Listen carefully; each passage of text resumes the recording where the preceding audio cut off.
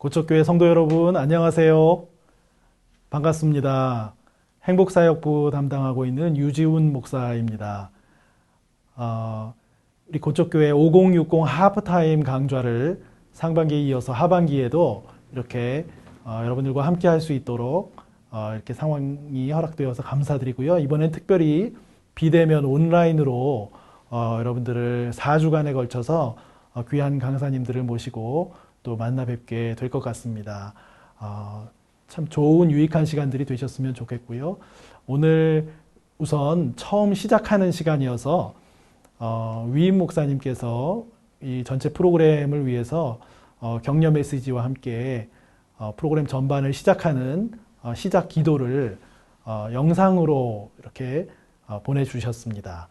위임 목사님의 격려 메시지와 기도로 우선 시작하고 제가 그 다음 순서를 계속해서 이어가도록 하겠습니다. 여러분, 오늘서부터 5060 하프타임 세미나 우리 전반기도 했었는데 특별히 하반기는 온라인으로 유튜브 비대면으로 이렇게 세미나 하게 되었습니다. 얼마나 준비를 잘했고 또 수고들 많이 했는지 아주 특별한 방식으로 그리고 오픈 강좌를 하게 되었습니다. 4번에 걸쳐서 하는데 5060 중년에 우리의 삶이 하나님 앞에서 어떻게 되어야 되겠는가 스스로 뒤돌아보는 아주 좋은 그런 신앙적인 그리고 믿음의 삶의 그런 내면의 성찰이 있었으면 좋겠습니다. 아주 귀한 강사분들이 4분 등장하십니다.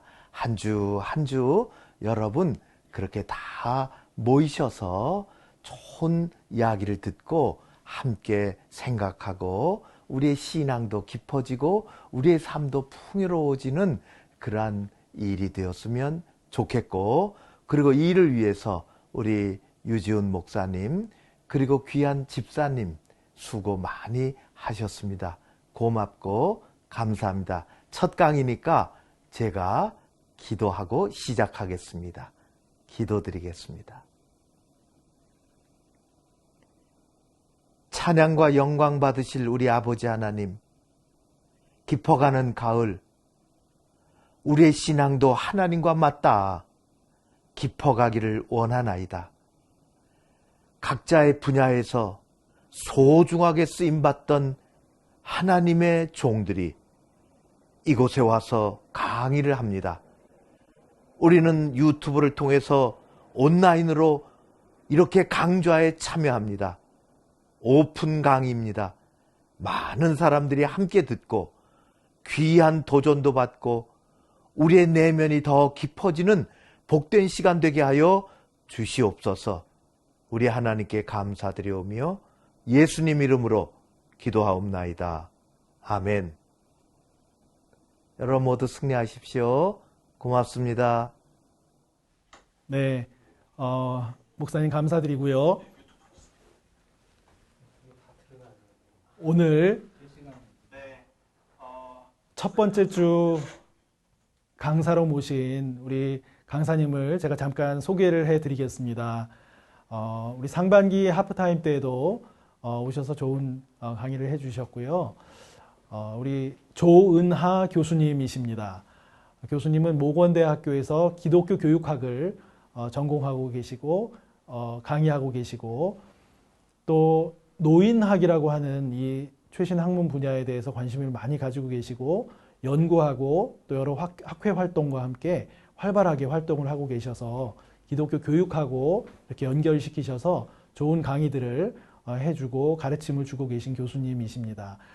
오늘도 몸과 영성이라고 하는 타이틀로 우리 건강관리와 또 우리 노화에 대한 그런 새로운 인식, 이런 주제로 교수님께서 우리들에게 강의를 해주실 때 참 유익한 시간들이 되셨으면 좋겠고, 특별히 5060 우리 세대 성도님들 좋은 배움과 또 좋은 생각의 나눔의 시간들이 되어서 더 귀하고 의미 있는 시간들이 됐으면 좋겠습니다. 우리 교수님 바로 제 옆에 계신데요. 좀 어색하긴 하죠. 예, 우리 교수님께 제가 이제 마이크를 넘겨드리고 교수님께서 강의를 해주시도록 하겠습니다. 네, 여러분 안녕하세요. 여러분들을 이렇게 온라인상에서 만나게 되었지만 또 여러분들을 5060 하프타임이라는 그러한 시간을 통해서 만나 뵙게 된 것을 기쁘게 생각을 합니다. 저녁은 드셨나요? 아마도 퇴근하시고 바쁘게 오셔서 지금 식사를 하고 계신 분도 계실 것 같고요. 좀 편안하게 여유 있게 같이 강의를 듣고 생각하는 그런 시간이 되길 바라겠습니다. 벌써 우리가 10월의 중순을 지나고 있어요. 그런데 2020년을 시작한 지가 바로 어제 같은데 벌써 우리는 10월 달을 반이나 보내고 있습니다. 아마도 우리 5060 세대를 살아가시는 분들은 모두 동일한 그러한 생각을 하실 텐데요. 시간이 정말 쏜살같이 빠르구나. 풀어놓으면 쓸 것 없는 게 시간과 돈이라더니 이렇게 정말 시간이 무엇 한 것도 없는 것 같은데 빨리빨리 가는구나. 그런 생각을 하실 것입니다. 그런데 왜 우리는 어렸을 때는 그렇게 시간이 빨리 가는 거를 체감하지 못했는데 나이가 들어갈수록 시간이 왜 그렇게 빨리 갈까요? 50대면은 시속 50km, 60대면 시속 60km, 70대면 시속 70km다 라는 이야기를 할 정도로 우리가 나이를 들어갈수록 더 빨리 시간이 간다라고 느끼는 이유는 새로운 일들을 우리들이 경험하는 그러한 시간이 적기 때문이다라는 것입니다. 우리는 그동안 살아가면서 많은 것들에 익숙해져 있어요. 그리고 어느 정도 나이가 되다 보니까 새로운 일에 도전하는 거에 또한 그렇게 쉽게 도전하게 되지 않아요. 그런데 한번 생각해 보세요. 처음에 새로운 길을 갈 때는 그 길이 참 길게 느껴집니다. 그리고 여행 간 날도 생각해 보시면 3박 4일 여행 간다라고 했을 때 가장 시간이 길게 느껴지는 때가 첫날일 것이에요. 아마 이틀 지나고 3일째 되면은 벌써 갈 날이 됐네 라고 생각이 드는 것입니다.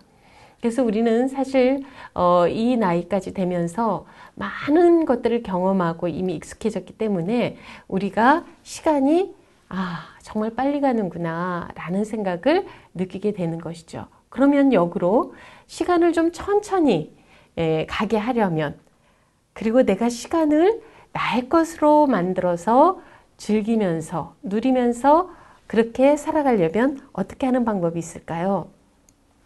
답은 간단하지요.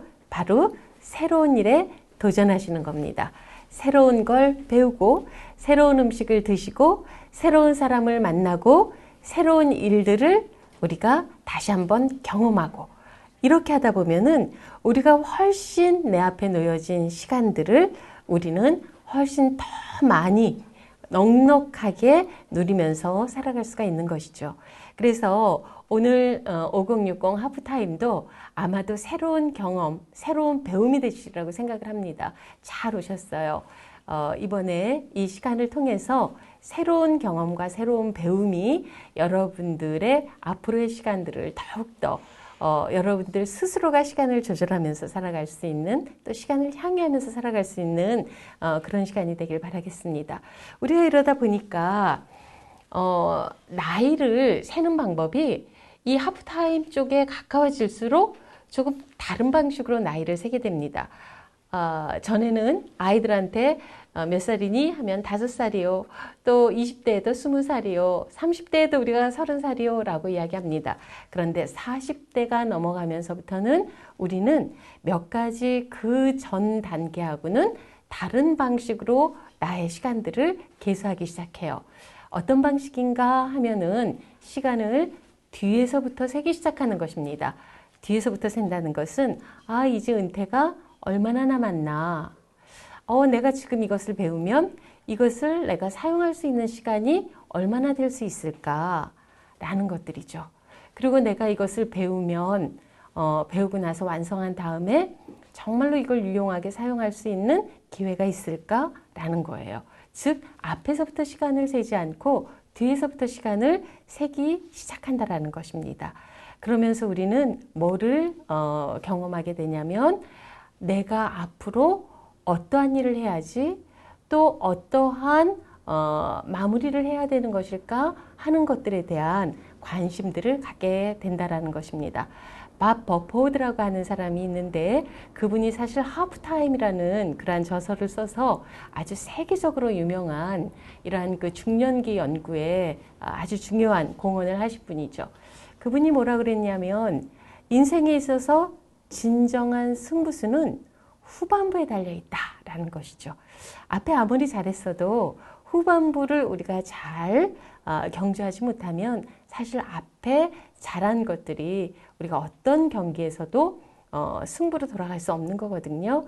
그래서 이제는 지나간 것들에 우리가 후회하고 또는 미련을 갖고 또 그것에 대해서 집착하고 그런 것들을 벗어나서 이제는 앞에 남은 나의 여정들을 어떤 식으로 멋지게 건강하게 그리고 또한 의미 있게 그리고 신앙적으로 이끌어 갈 것인가 하는 것들을 우리가 생각해야 되는 때입니다. 그렇다면 좀 더 우리가 건강하고 활기차게 살 수 있는 그러한 방법은 어디에 있을까? 누구나 다 하는 그러한 질문들일 것입니다. 그러면 먼저 우리가 내 나이를 생각할 때에 연령을 세는 방식들이 조금 여러 기준들이 있습니다. 첫 번째로 생활 연령이라는 게 있어요. 그래서 내가 61년에 태어났다, 67년에 태어났다, 또는 내가 뭐 58년에 태어났다. 이러한 것들, 출생 연도를 가지고 우리는 지금 뭐 54세다, 또는 59세다. 이러한 그 나이를 세지 않습니까? 그래서 동년배가 있는 것이고요. 이러한 생활 연령이 있고 그런데 또 이것과 달리 생물학적 연령이 있습니다. 우리가 종합검진을 받고 나면은 당신의 폐는 당신의 나이보다 마이너스 3세입니다. 즉 3살 더 젊습니다. 라고 이야기하는 게 있고 당신의 심장은 당신의 나이보다 플러스 2입니다. 이렇게 진단을 해주는 것들이 있어요. 그것은 무엇이냐면 나의 생활 연령 대비 내가 생물학적으로 내 몸이 얼마만큼 건강하고 잘 기능하고 있는가라는 것들을 나타내 주는 것이 바로 생물학적인 건강의 연령인 것이죠. 특별히 오늘은 우리가 이 생물학적 연령에 대한 이야기들도 많은 부분 이야기를 하게 될 거예요. 그리고 사회적 연령이 있습니다. 그것은 은퇴를 한다든가 또는 자녀들이 결혼을 해서 손주를 우리가 맡게 된다든가 했을 때에는 같은 연령이라 할지라도 생활의 스타일들이 달라지게 됩니다. 그리고 관심사가 달라지게 되고요. 기도의 제목도 아마 달라지게 되겠죠. 제 친구 중에 한 명은 이미 손녀가 5살이에요. 그러다 보니까 카카오톡 프로필도 그 손녀의 이 모습으로 많이 올려놓는 그러한 경우들을 많이 볼 수가 있습니다. 가끔 만나도 눈에 가는 것들이 전부 손녀가 가지고 놀 장난감 또는 이 옷들 이러한 것들에 관심이 많이 가 있는 걸 볼 수가 있거든요. 그래서 이런 것들을 우리가 사회적 연령이다라고 이야기합니다. 그리고요, 아주 이 부분이 중요한데 주관적 연령이 있습니다. 그것은 뭐냐면 자신이 몇 살이라고 느끼는가 하는 것입니다. 지금 우리 이 자리에서 함께하고 계신 분들은 자신이 지금 몇 살이라고 생각하세요? 저는 아직도 30대의 마음으로 삽니다 하시는 분도 계실 것이고 아니면 제가 건강이 좋지 않아서 저는 이제 뭐 새롭게 할 수 있는 게 없을 것 같습니다 라고 생각하시는 분도 계실 것입니다. 그래서 사실은 우리가 같은 나이를 가지고 있지만 어떤 사람은 70인데도 이제는 정말로 꽃피는 70으로 사는 사람이 있는가 하면 어떤 사람은 35세인데도 꺾여진 70으로 살아가는 사람이 있다라는 거예요. 그만큼 주관적인 연령이 중요합니다. 내가 새롭게 도전할 수 있고 또 내가 좀 더 젊게 살고자 하고 그리고 내가 좀 더 활기차게 건강하게 살고자 하는 그러한 자기 자신이 스스로를 자기를 규정하는 것을 우리가 주관적 연령이다라고 이야기를 하지요. 그런데 이 주관적 연령은 엘렌 랑어라는 그러한 학자에 의하면 40세 이후는 우리가 보통 20% 정도 자기 연령을 낮추어서 생각하고자 한다는 거예요. 즉 50세가 되면 우리는 한 20% 낮춰서 40대 정도의 생각으로 살고자 하는 그러한 모습들이 많다라는 것입니다. 그래서 사실 우리 미용실을 가거나 또는 옷을 고르거나 했을 때 우리가 50대, 60대지만 한 10살 정도는 좀 어린 것으로 고르는 그러한 그 모습들이 있지 않습니까? 바로 그런 데서 나오는 것이다 라고 볼 수가 있지요. 그래서 최근 2015년에 유엔에서는 나이의 기준을 다르게 좀 정했어요. 우리 이 클래스도 5060 하프타임이다 라고 그렇게 이제 이야기를 했는데, 보면 5060이면 어느 단계에 속하든가 한번 이 표를 보실까요? 깜짝 놀랄 만한 기준입니다. 자, 미성년자가 0세에서 17세예요. 그리고 청년이 18세에서 65세입니다. 자, 그래서 보면 이 표를 한번 보세요. 미성년자가 0세부터 17세고요. 그 다음에 청년이 18세에서 65세예요. 자, 지금 어느 단계세요? 65세까지라면 우리는 여전히 청년이라는 거예요. 왜 이렇게 정했는가? 조금 이따 나오게 되거든요. 중년이 66세에서 79세입니다. 그리고 노년은 80세에서 99세예요.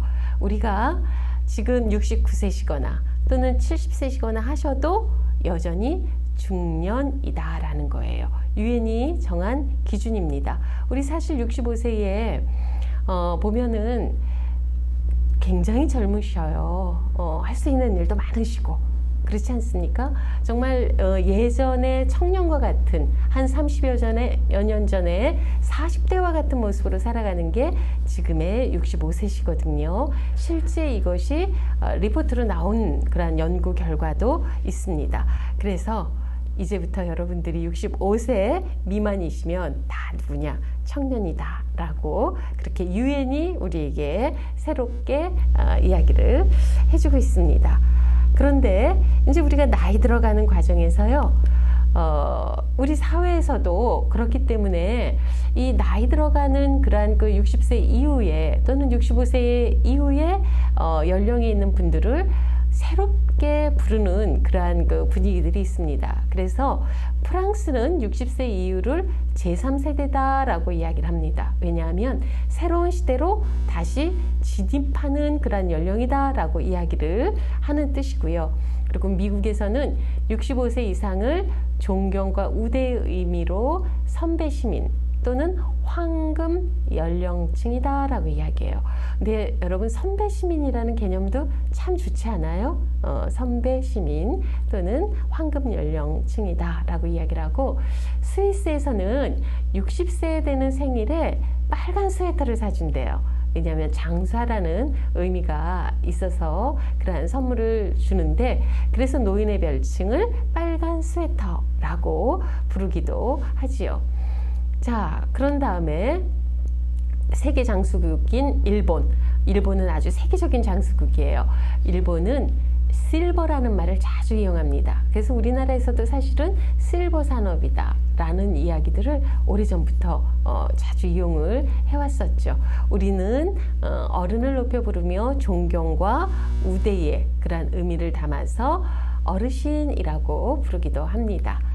자, 그래서 이러한 그 용어로 각 나라마다 부르는데, 최근에 우리 요즘에 제4차 산업혁명 시대를 지나고, 그리고 이 5G 시대를 우리가 살아가고 있지 않습니까? 그리고 5060이 사실은 30대보다도 훨씬 더 SNS 이용을 많이 하고 있다고 그래요. 그런데 이런 것과 좀 맞추어서 최근 부상하는 60대 그러한 그 이후에 호칭을 6G 세대다라고 이야기를 합니다. 그래서 머리는 회색, 그레이, 세련된, 그레이스, 점잖은, 젠틀, 그리고 위대한 한국을 일궈낸, great, 그리고 마음은 언제나 푸른, 그린, 그리고 인생의 황금기라는 의미로 골든 에이지다 라는 것이에요. 이거는 우리나라에서 이렇게 만들어 갖고서는 보통 이렇게 나이듦에 대해서 연구하는 사람들이 이러한 호칭을 사용하기도 하는 거죠. 5G를 넘어서 6G의 세대다라는 거, 아이디 강국다운 그러한 용어가 되겠죠. 자, 그래서요, 이러한 호칭으로도 불릴 만큼 이제는 우리가 나이 들어가는 거에 대해서, 노화에 대해서 새롭게 사회적으로나 또는 개인적으로 인식할 필요가 있고, 또 인식이 바뀌고 있다라는 것이죠. 그렇다면 우리가 성공적으로 의미 있게 나이 들어가기 위해서 우리는 그 나이를 잘 의미 있게 들어간다는 게 어떤 것일까? 라는 것을 한번 정의를 해보면은 자신에게 가장 의미 있는 것에 초점을 맞출 수 있는가. 그리고 우리가 우리의 삶에 좀 더 관심을 갖고, 그리고 다른 사람의 삶에 좀 더 관심을 가지며 삶의 의미와 평화를 찾을 수 있는가 하는 것입니다. 우리 아우구스티누스가 무슨 이야기를 했냐면요, 내가 어떤 사람으로 기억되고자 하는가 라는 그 질문에서부터 성인은 나올 수 있다, 세인트는 거기서 시작된다 라고 이야기를 하는 것이에요. 그러니까 내가 어떤 사람으로 남을 것인가, 기억될 것인가, 또 나는 어떤 것에 초점을 맞추고 살 것인가 하는 그 질문을 하는 것에서부터 우리는 우리의 생활이 달라질 수 있다는 것입니다. 자, 그러면 이러한 호칭의 변화와 더불어서 좀 더 구체적인 이야기를 해볼게요. 5060, 우리는 누구인가, 또 그들은 누구인가 라는 거예요. 자, 신체적인 변화가 일어나는 때입니다. 그래서 이 신체적인 변화는 무엇이냐면, 에너지는 사실 아직 충분해요. 그런데 신체 능력과 건강은 감소하기 시작합니다. 아까 우리가 40을 넘어서부터는 우리의 시간들을 뒤에서부터 세기 시작합니다 라는 이야기를 했지요. 우리 심리학자 융이 그러한 이야기를 했던 부분인데, 융이 그런 이야기를 해요. 이렇게 해서 40을 넘어선 이후에, 우리가 하프타임 이후에 우리가 경험하는 몇 가지 변화들 중에 하나는 뭐냐면, 내 몸에 대해서 내 몸에 대한 인지도가 달라진다라는 거예요. 그것은 무엇이냐면, 이제는 내가 내 몸을 스스로가 겨울에도 더웠다 추웠다를 몇 번씩 반복하고, 이러한 것들이 몸에 대한 그러한 변화만 오는 것이 아니라 정서적으로 불안해지기도 하고, 또는 우울증 경험의 가능성도 갖게 되는 것이죠. 그래서 제가 아는 어떤 분은 이제 아내가 갱년기를 경험하게 되는데요. 갱년기 때에 그 집안에 아주 중요한 표가 있었다고 합니다. 뭐냐면, 엄마가 갱년기인 것을 기억하라 라는 거예요. 그만큼 뭐냐면, 이러한 갱년기를 보낼 때에 서로 부부간에서도 또는 가족간에 있어서도 서로 그 부분을 이해하고 도와줄 필요가 있다는 것이죠. 나는 지금 너무 추운데 왜 자꾸 문을 열으라고 그러는 거야? 나는 더운데 왜 자꾸 에어컨을 켜는 거야? 이렇게 하면서 그 시기를 지내고 있는 사람들을 비난하거나 또는 무관심하게 한다거나 했을 때는 정서적으로도 상당히 힘든 그러한 시간을 지낸다는 것이죠. 뿐만 아니라 남성 호르몬이 감소하면서 여성만 이렇게 갱년기를 겪는 것은 아닙니다. 남성들도 상당히 정서적으로 과거에 대한 자신의 어떤 삶에 대한 재평가, 그리고 이제는 우리가 은퇴를 하고도 살아가야 되는 그런 시간들이 많이 있거든요. 그러한 것들을 생각하면서 어떤 불안감이나 우울감, 이러한 것들에 빠질 수 있는 가능성이 있게 되는 그러한 시간입니다. 그래서 5060 신체적인 이러한 변화를 경험하게 되지요. 그러면 심리적인 변화 또는 인지적인 변화입니다. 그런데 우리가 여기에서 몸은 이렇게 그야말로 후패해지는 것이 사실입니다. 머리도 많이 빠지고 치아도 약해지고 이렇게 갱년기도 오고 잘 보이지도 않고 들리지도 않고 그러면 몸의 이러한 그 신체적인 변화처럼 심리적이거나 또는 인지적인 변화도 급격하게 오는가 하는 것은 우리가 조금 더 다른 관점에서 볼 필요가 있다라는 거예요. 왜냐하면 사실은 인지 능력이 감소한다는 견해도 있어요.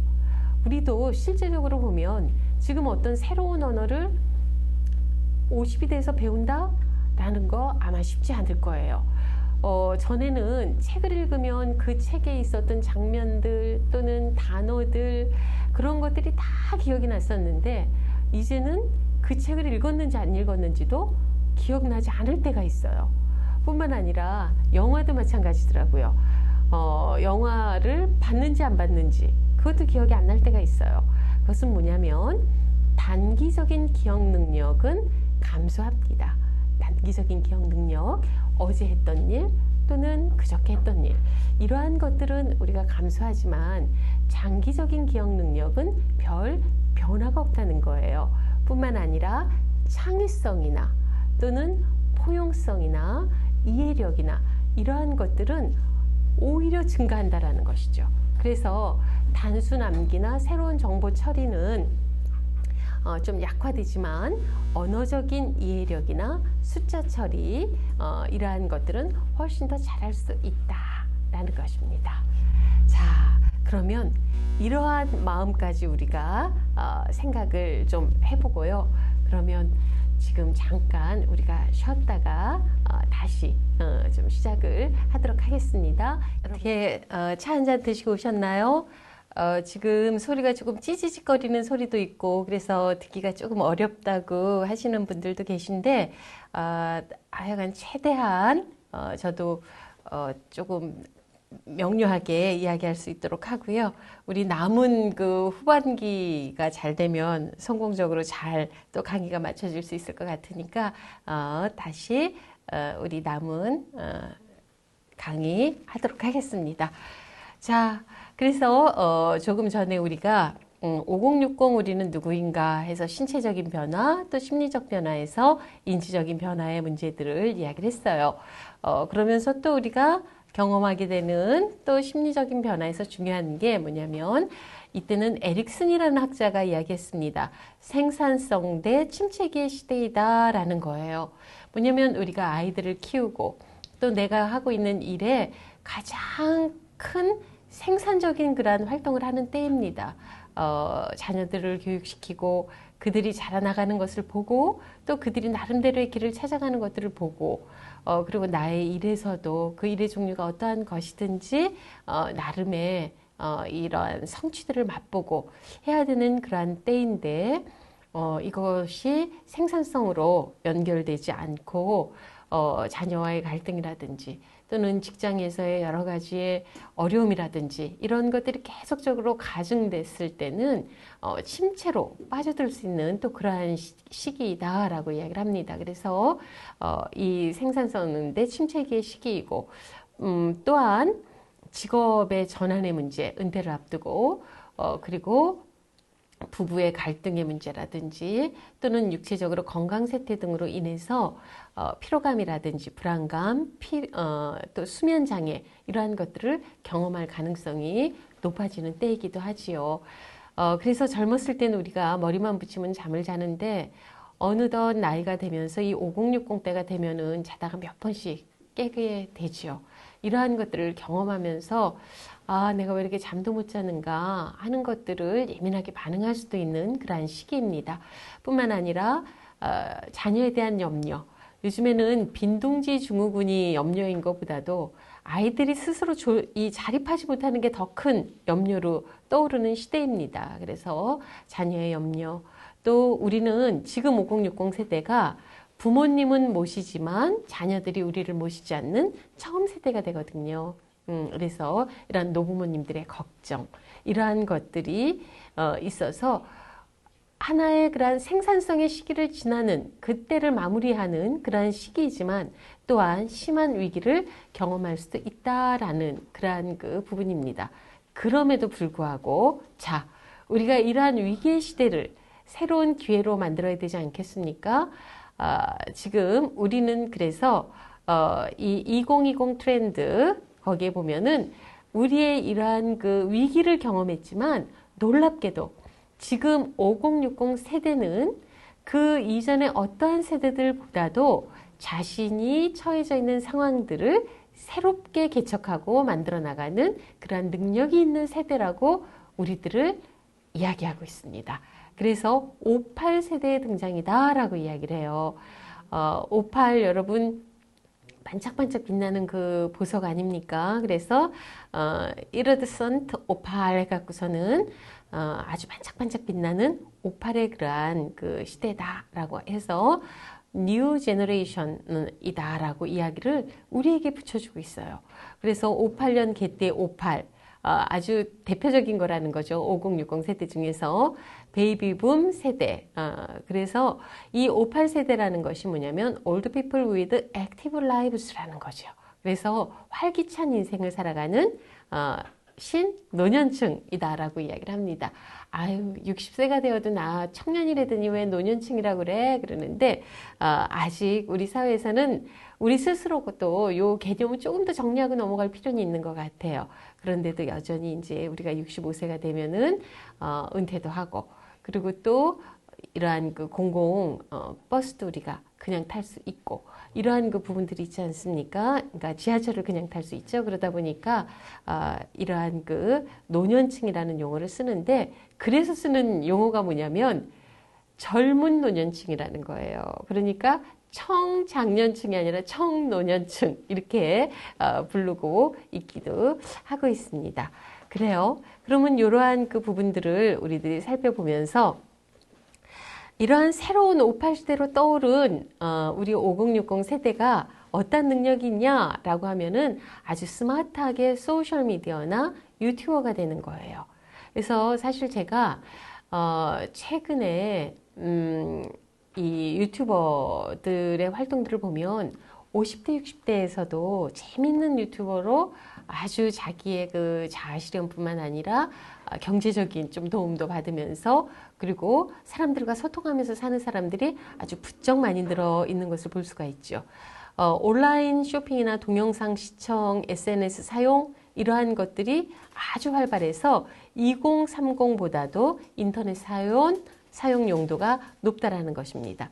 그리고요, 지금 5060 세대는 그 어떤 세대보다도 고등교육을 많이 받았던 세대입니다.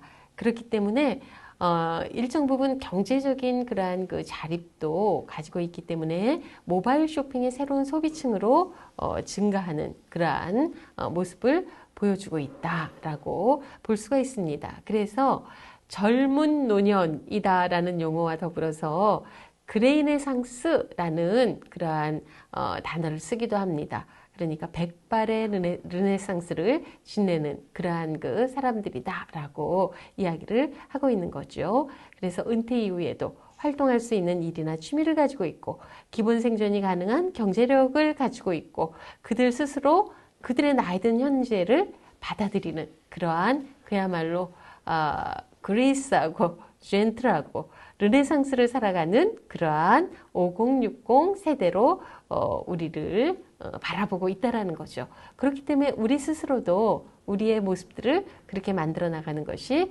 필요하겠습니다. 그렇다면 우리는 누구인가를 이야기했으니까 그럼 우리는 이러한 그레이네상스라고 하는 그러한 정도의 르네상스를 다시금 우리들이 만들어 가기 위해서 제일 중요한 게 뭐겠습니까? 건강이죠. 건강한 몸. 그리고 그 다음에 중요한 게 무엇이겠습니까? 건강한 영성, 건강한 마음일 거예요. 이것을 어떻게 우리가 만들어갈 수 있는가라는 것들을 잠깐 살펴보도록 하죠. 그래서 건강하게 나이 든다는 게 무엇이냐라고 한다라면 여기에 아마 PPT가 나오고 있는 것 같은데요. 이 로버트 칸이라는 학자와 월리스 로우라고 하는 학자가 이야기를 해요. 장애나 질병으로부터 자유로워야 된다. 그리고 높은 인지적, 신체적 능력을 가지고 있어야 한다. 그리고 의미 있는 방식으로 다른 사람과 상호작용해야 한다라는 거지요. 이것이 바로 성공적으로 나이 들어가는 것입니다. 아까 우리가 살펴본 것처럼 건강은 있지만 우리가 기력은 떨어졌어요. 그런데 20대처럼 건강하길 원하는 게 아니라 우리의 나이에서 기력은 떨어졌으나 그리고 심장의 기능도 떨어지고 시력도 떨어지고 청력도 떨어졌으나 그 상황 속에서 우리가 최대한 나의 신체적인 활동을 자유롭게 할 수 있는 것, 이것이 바로 성공적인 나이 들어감이다 라고 이야기를 하는 것입니다. 요거에 대해서 우리 이야기하면서 잠깐 성경 말씀 한 절 같이 살펴보고 그렇게 갈게요. 다윗에 대한 시편 78편 70절에서 72절 다윗에 대한 시편의 이야기인데요. 요것을 한번 제가 봉독해 드리도록 하겠습니다. 또 그의 종 다윗을 택하시되 양의 우리에서 취하시며 전양을 지키는 중에서 그들을 이끌어내사 그의 백성인 야곱 그의 소유인 이스라엘을 기르게 하셨더니 이에 그가 그들을 자기 마음의 완전함으로 기르고 손의 능숙함으로 그들을 지도하였도다. 아멘. 이 말씀입니다. 요 시편 78편 70절에서 72절은 사실은 이스라엘 가정에서 특별한 일이 있을 때마다 자녀들과 그 가족들이 가장 많이 함께 반복적으로 읽는 그러한 성경 말씀입니다. 그래서 요 성경 말씀에 보면 다윗, 그들의 왕이었고 그들의 선배였던 다윗을 평가할 때 뭐라고 이야기하냐면 마음이 온전한 자였다. 그리고 손이 능숙한 자였다 라고 평가하지요. 저는 우리도 이것을 하나의 우리의 목표로 삼아야 되지 않을까라는 생각을 합니다. 마음의 완전함, 맑은 영성이에요. 맑은 영성, 건강한 정신, 그리고 손의 능숙함. 우리들이 잘 할 수 있는 어떤 우리의 삶에 있어서의 전문성, 그리고 우리들의 신체의 건강함, 이것을 이야기하는 거죠. 그래서 저는 사실 이 성경 말씀을 가지고 기도를 자주 합니다. 거의 매일 해요. 마음의 완전함을 갖게 하소서, 손의 능숙함을 갖게 하소서. 우리가 맑은 영성, 하나님 앞에 정말로 그 아름다운 영성을 가지고 손의 능숙함, 우리가 하고 있는 일, 내가 만나는 사람, 우리들이 살아가고 있는 삶의 자리에서 전문성을 가지고 우리가 가지고 있는 재산이 얼마나 많아요. 그동안의 세월 속에서 축적해온 지혜라는 것, 지식이라는 것, 우리가 가지고 있는 다 재산이거든요. 그렇게 할 수 있도록 하소서라는 게 기도인데 바로 이겁니다. 오늘의 몸과 영성이다 라고 하는 걸 성경에서 찾아보자면 마음의 완전함, 손의 능숙함, 이 두 단어로 표현할 수 있다라는 것이죠. 자, 아까 그래서 잠깐 우리가 이야기가 나왔었는데 40대가 넘어가면은 보통 자기 나이에서 20%를 감해서, 그러니까 50대가 넘어가면 20%를 감해서 인식하게 된다라고 하는데요.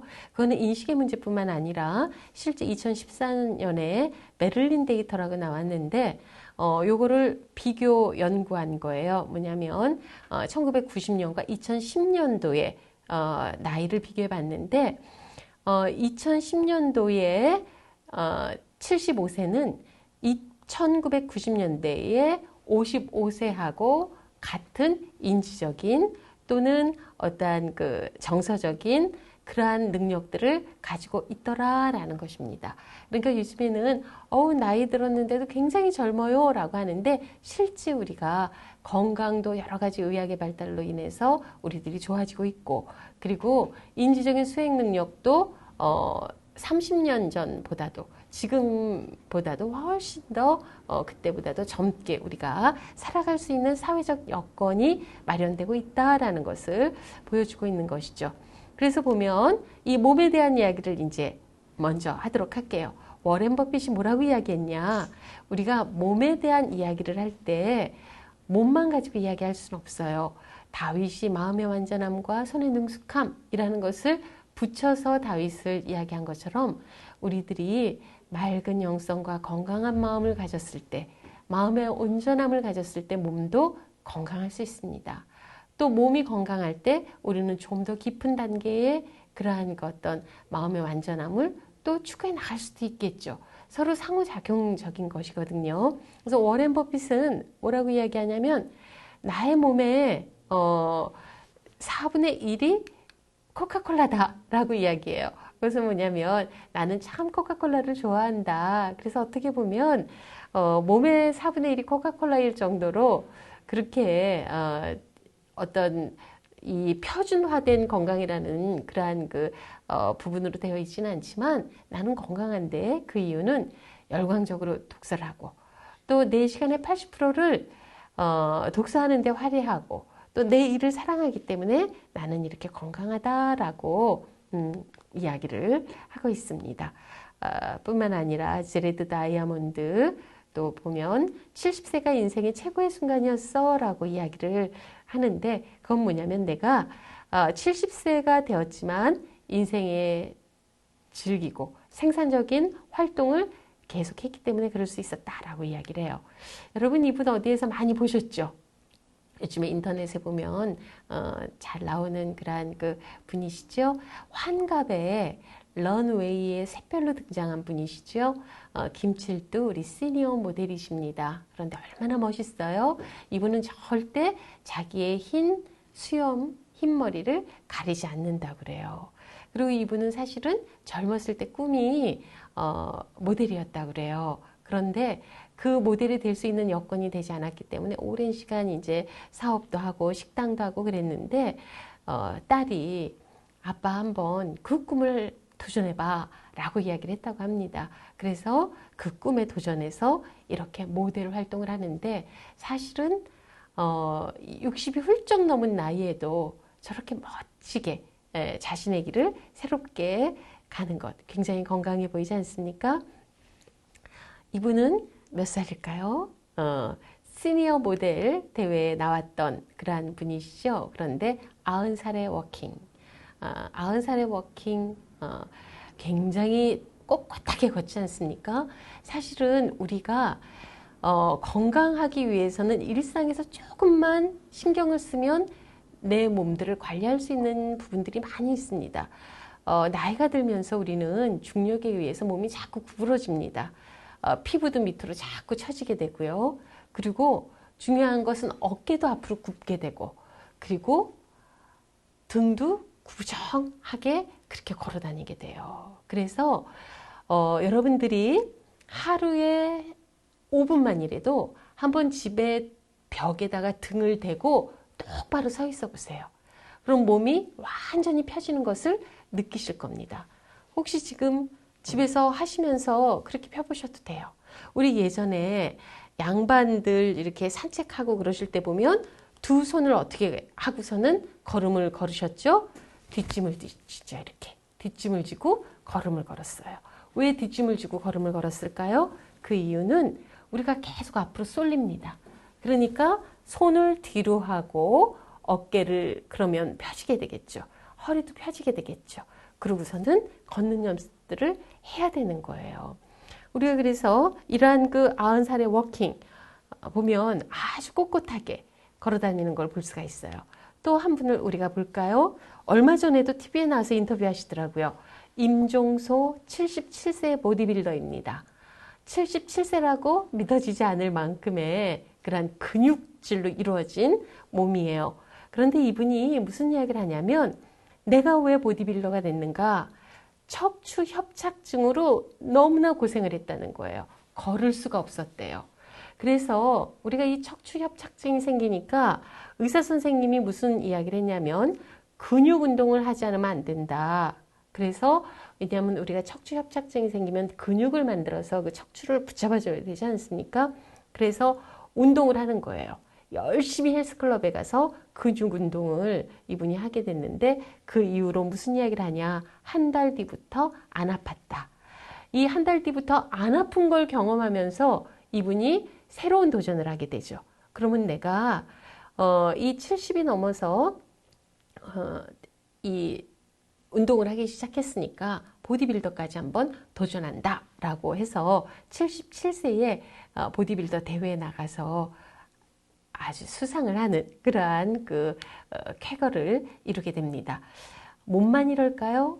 아까 이야기한 것처럼 우리가 단기적 인지 능력은 떨어진다라고 이야기했습니다. 그런데 창조성은 더욱더 활발하게 우리 안에 경험들을 가지고, 창조라는 것은 무에서 유를 만들어내는 거 아닙니다.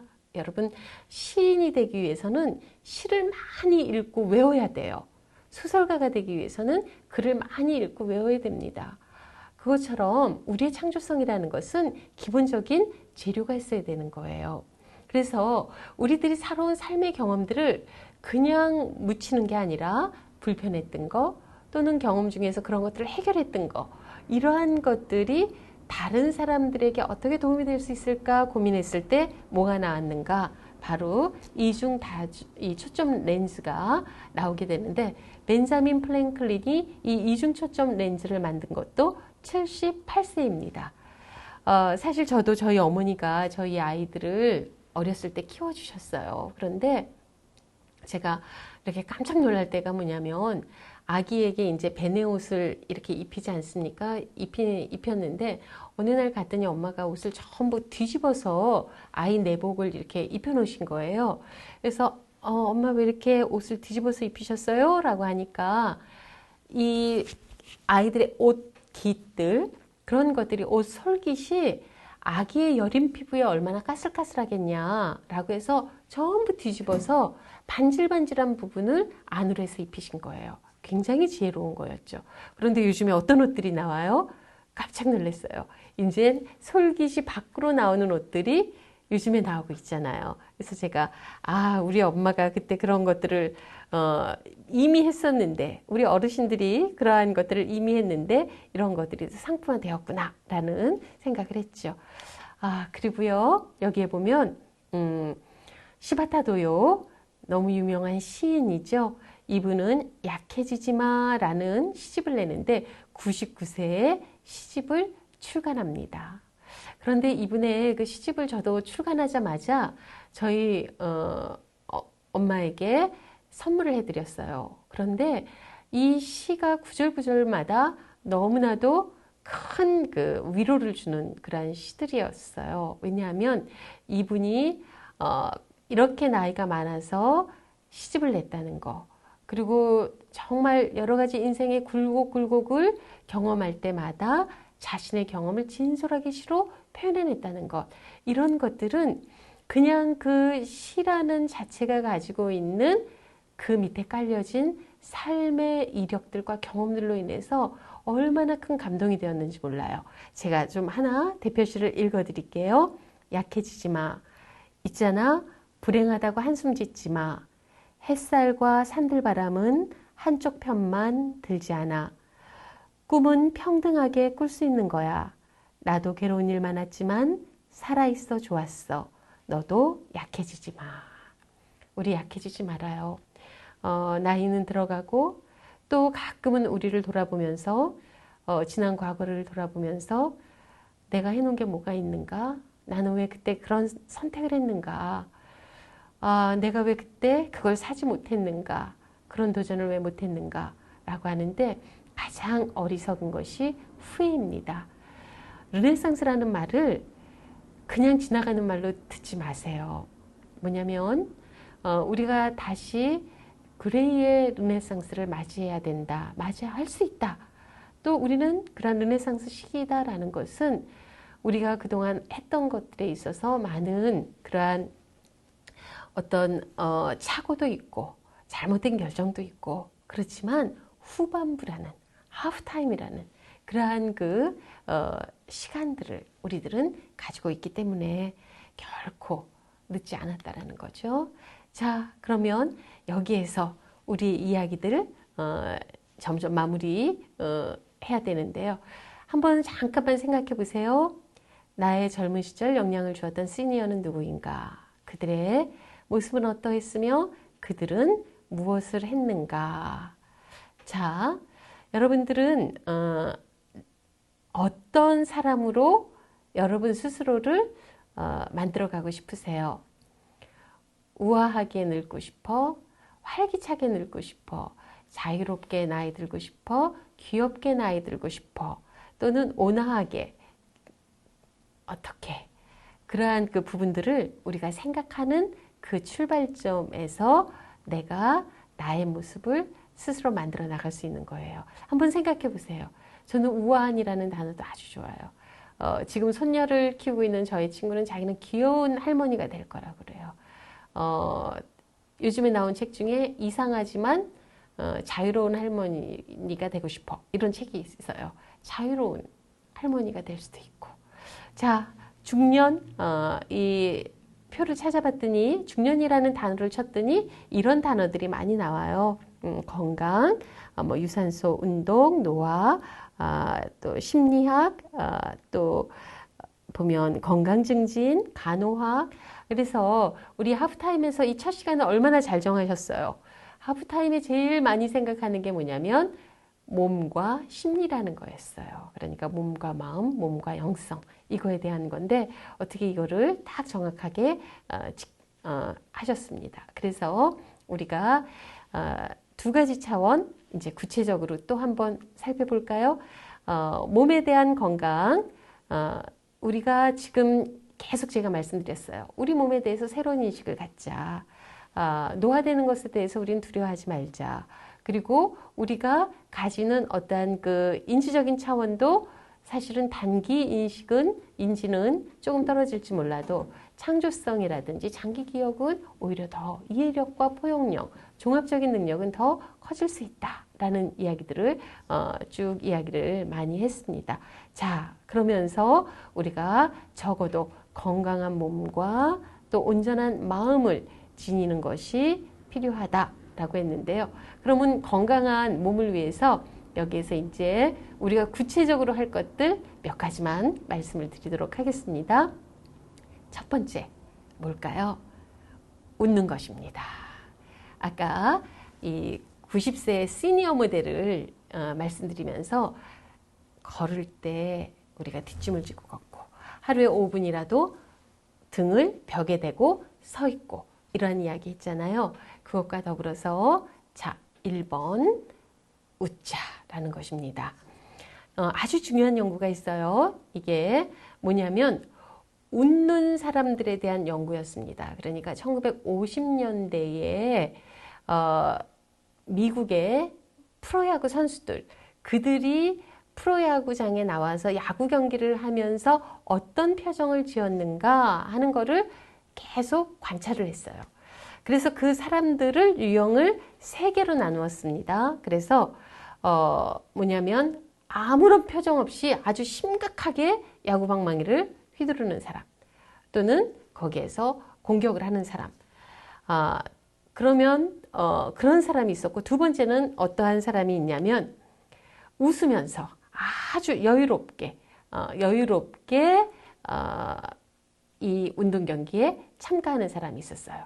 그런가 하면 아주 싱글벙글 그리고 웃을 때 소리내서 웃으면서 그리고 점수 하나를 따면은 막 몸을 흔들면서 좋아라 팔팔 뛰면서 그렇게 운동을 하는 사람이 있었어요. 그런데 그들의 수명을 이제 1950년대에 했으니까 그들이 나이가 들어서 살아있는 분도 있었고 또 이미 세상을 떠난 사람도 있었고 그랬겠죠. 그 수명을 이 웃음의 유형별로 구분해 보았습니다. 그랬더니 놀랍게도요. 무표정한 사람은 75세까지 그리고 미소 짓는 사람은 75세까지 소리내서 깔깔깔깔 웃는 사람은 80세까지 살았어요. 그래서 웃어야 됩니다. 웃는 것이 필요해요. 그래서 의도적으로 요즘에 지금도 여러분들이 유튜브 보고 계시지만 저도 이거를 이제 준비하면서 유튜브에 보면은 재미있는 영상 이렇게 치면 얼마나 재미있는 내용들이 많이 나오는지 몰라요. 동물들이 재미있게 해주는 것들도 있고 또 재미있게 이러한 그 프로그램들 속에서 흥미를 주는 것도 있고 그렇거든요.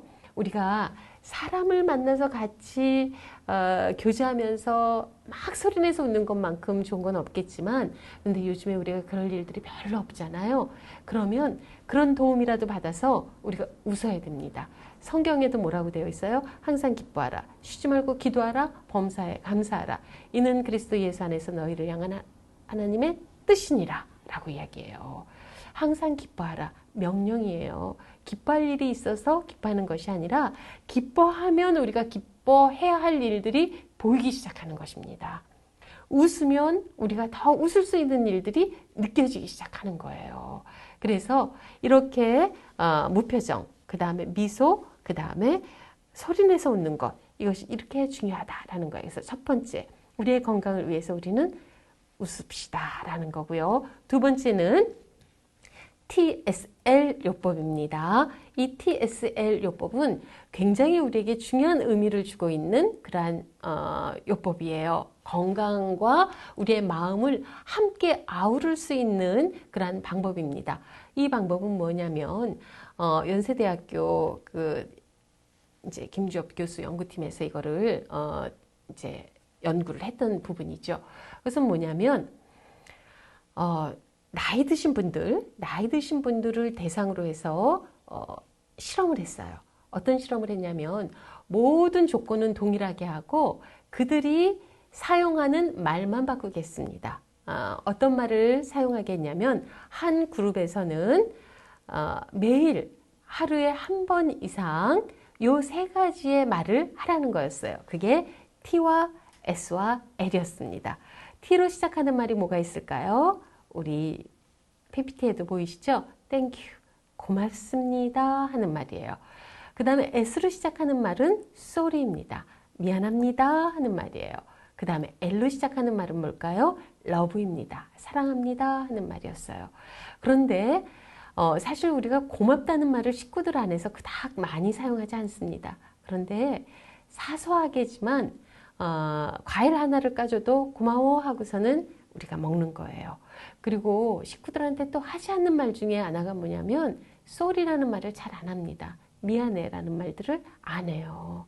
사실 우리가 부부관계에 있어서나 자녀에게 있어서나 그러한 그 부분들이 필요한 건데 잘하기 어색하거든요. 사랑한다는 말도. 그런데 이거를 했을 때 어떤 결과가 나왔을까요? 뭐냐면 항산화 능력 지표, 그리고 산화 스트레스 지수. 산화 스트레스 지수는 현격히 낮아지고 항산화 능력 지표는 현격하게 높아집니다. 그래서 암이나 또는 심장병, 파킨슨씨병, 당뇨, 고혈압 이런 것들을 유발시킬 수 있는 요소들이 현저하게 낮아진다는 거죠. 이건 뭐예요? 우리들이 말을 바꿈으로써 건강과 정신이 우리가 건강해질 수 있다는 거예요. 그래서 오늘 첫 시간이니까 숙제를 좀 내드리도록 하겠습니다. 집에서 하루에 한 번 이상 아침, 점심, 저녁 웃으시고 그리고 하루에 한 번 이상 TSL 하세요. 미안하다, 고맙다, 사랑한다. 우리 몸이 바뀔 것입니다. 자, 그리고요. 그래서 우리들이 이러한 우리 몸이 바뀌는 기적을 좀 스스로 경험해 보는 것이 필요하겠어요. 그리고 세 번째 뭐냐면 걸어야 됩니다. 걸으세요. 뭐냐면 걸음마 하나 살려라 라는 프로젝트가 있었어요. 10cm 더 넓혀서 걷기라는 건데요. 우리 이거 다 알고 있잖아요. 이 걸음 하나 살려라 라는 것이 누우면 우리 이제 고등학교 동기들도 모임을 갔는데 그 현수막을 하나 해갖고 다니더라고요. 그 현수막이 뭐냐면 누우면 죽고 걸으면 산다라는 거 아주 과격한 그런 현수막이던데 그래도 맞는 말이죠. 뭐냐면 10cm 더 보폭을 넓혀서 우리가 걸을 때 근력도 생기고 심장도 튼튼해지고 혈압도 낮아지고 할 수 있다는 거예요. 그래서 하루에 적어도 우리가 만보 걷기 하지 않습니까? 산책을 하든 그리고 우리가 이러한 코로나 상황이 좀 나아지면은 함께 만나서 걷는 거죠. 웃고 또 TSL로 소통하고 그리고 실제 우리가 걷고 세상을 향해서 나가고 라는 것 우리가 여기에서 볼 수가 있습니다. 이걸 위해서는 또 우리가 잘 먹어야 되는 부분도 있고요.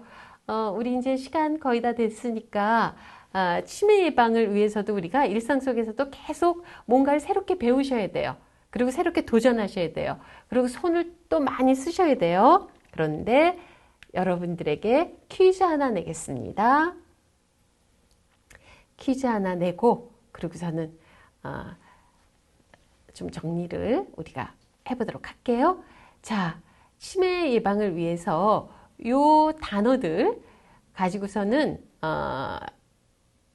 여러분들이 동물 이름을 한번 맞춰보세요.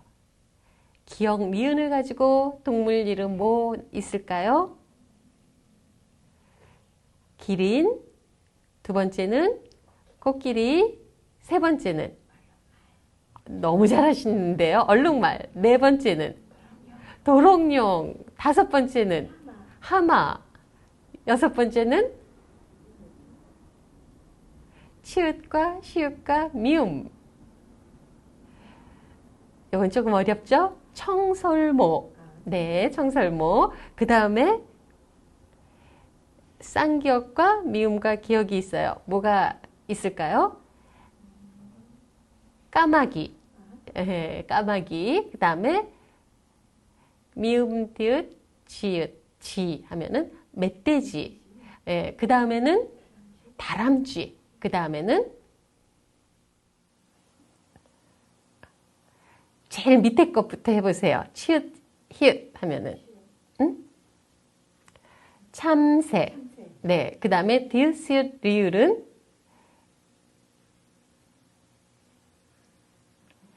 독수리. 그 다음에 디귿, 미음, 비읍은 도마뱀. 도마뱀. 이렇게 보자면, 이런 게 보면은, 서울 삼성병원에서 이런 걸 만들어 갖고서는, 나눠줬어요. 그래서 이런 것들을 가지고 요거는 서울 삼성병원에서 만든 그러한 그 프로그램인데, 한 번씩 해보면 재밌는 거 참 많습니다. 그러니까 이런 것들이 우리의 두뇌를 활발하게 쓸 수 있는 그러한 그 연습들이 되는 거죠. 그리고 333 하는 거, 우리가 걷고, 그 다음에 공부하고, 그 다음에 부지런히 우리들이 운동도 하고, 그 다음에 술 먹지 말고, 담배 피지 말고, 머리 다치지 말고 하는 것들, 이렇게 해서 333 행동들 우리가 해야 되는 것들도 한번 체크를 해보는 게 필요하지요. 자, 그 다음에 이제 5060이 되면은 운동 중에서 뭐를 제일 우리가 신경을 써야 되느냐라고 하면은 근력이거든요. 그래서 근력을 위해서 식습관도 우리가 체크해보자. 요즘에 닭가슴살, 두부, 등푸른 채소, 그 다음에 뭐 브로콜리, 피망, 그 다음에 연어, 건어물, 그 중에서 뭐 김 이런 것들 우리들이 꼭 섭취해야 된다는 거예요. 이제 마지막으로요. 아주 중요한 거 남았습니다. 여러분, 우리들이 이거는 다 연구 결과예요. 제인 로빙어라고 하는 그러한 사람이 연구한 건데요. 수도원에 살고 있는 분들, 수녀들이 백세 장수를 하는 경우가 참 많아요. 그런데 왜 그럴까요? 바로 그들이 우리가 기도하고 말씀 읽고 서로 사랑하고 하나님 앞에 우리들을 내려놓고 우리들을 고백하고 우리 창조주 하나님 앞에 나가는 그러한 시간들이 우리들을 온전하게 한다는 거예요. 그래서 이 부분이 너무 중요한데요. 그래서 성 베네딕토에는 이러한 것들과 함께 수도원에 규칙이 있었어요. 가장 나이 어린 사람의 이야기를 잘 들어주는 것. 그래서 여러분 나이 어린 사람의 이야기를 들어서 살아난 사람이 있죠. 누구예요? 나아만 장군. 집에 있는 나이 어린 소녀가 하는 이야기를 듣고 병을 고치러 가지 않습니까? 나이 들수록 우리는 나이 어린 사람의 이야기를 경청해야 돼요. 그런데 경청할 때 꼭 지켜야 될 게 있습니다. 뭘까요?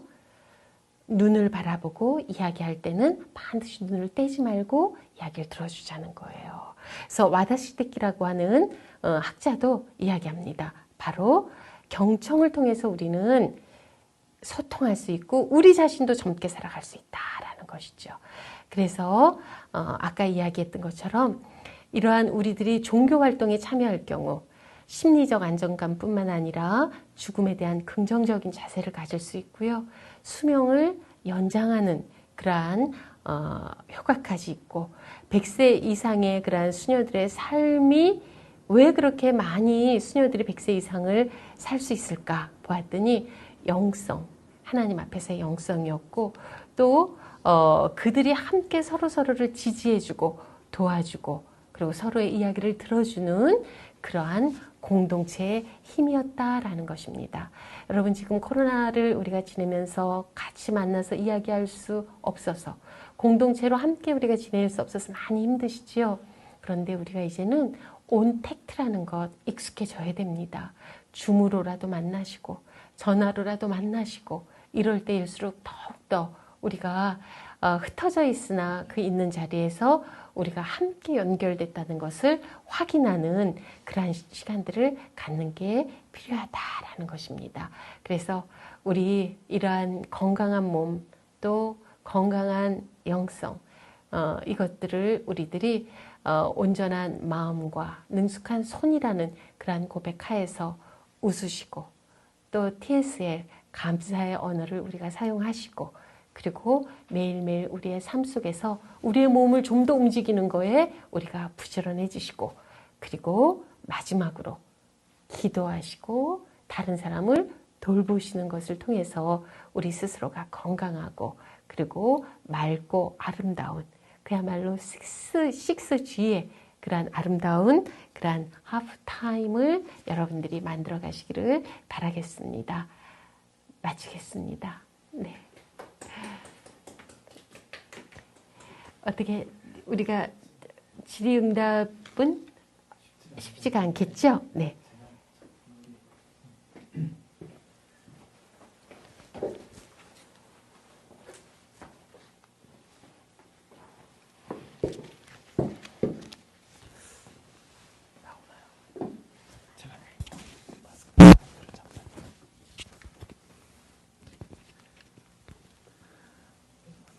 네, 성도 여러분 어떻게 유익한 시간이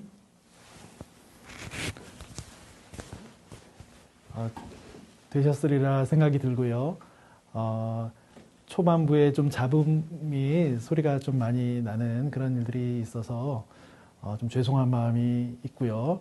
하지만 오늘 강의를 통해서 또 하프타임 그 시리즈 강의 첫 번째 강의를 통해서 교수님 말씀해 주신 대로 몸과 우리의 영성 매우 긴밀하게 연결이 되어 있고 아주 소중한 것. 몸이 참 밝아져야 또 우리의 영이 연결이 되고 또 반대도 마찬가지고 참 귀한 통찰도 얻을 수 있고 또 여러 가지 구체적인 실천들에 대해서도 잘 웃는 것이 그렇게 소중한 것인 줄 또 새롭게 또 이해하게도 되었고요.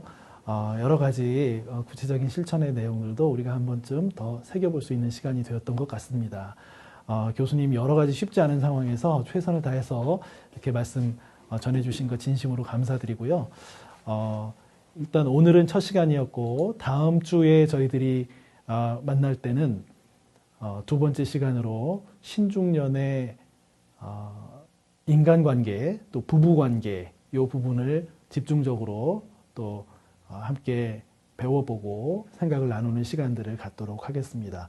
여러분들의 질문들을 실시간으로 이렇게 교수님께 직접 여쭤보고 답변을 듣고 하면 더 좋겠다라는 생각을 했었는데 충분하게 그렇게 반영하기가 쉽지 않은 상황인 것을 양해해 주시면 감사하겠고요. 교수님께서 마지막으로 한마디 해주시고 그 다음에 마무리 기도는 교수님께서 해주시고 오늘 첫 모임을 마무리하도록 그렇게 하겠습니다. 마지막 네. 말씀 한마디 해주시면. 네. 자, 우리 이제 오늘을 시점으로 해서 우리의 르네상스를 다시 만들어가는 것입니다. 다 같이 힘내시고 더욱 건강하시고 그리고 여러분들 때문에 우리의 가정이 우리의 만나는 만남들이 더욱더 밝아지시는 그러한 여러분들 되시기를 응원합니다. 네, 기도하겠습니다. 하나님 아버지, 오늘까지 저희를 인도해 주시고 오늘까지 이끌어 주신 것이 모두 하나님의 은혜였음을 고백하며 감사를 드립니다. 하나님, 저희들 여러 가지 코로나로 인하여 어려운 때에 있사오나 하나님, 저희들이 더욱더 이러한 어려운 시기에 다음 세대와 우리의 교회와 그리고 우리의 가정과 우리의 국가를 위해서 기도하는 그러한 5060 될 수 있도록 인도하여 주시옵시고 지혜를 나누어 주는 그러한 5060 될 수 있도록 인도하여 주시옵소서. 저희들에게 마음의 완전함과 손의 능숙함으로 저희들의 하프타임을 아름답게 만들어 나갈 수 있도록 하나님께서 친히 저희를 이끌어 주시고 은총을 베풀어 주시옵소서. 감사하며 예수님 이름으로 기도드립니다. 아멘.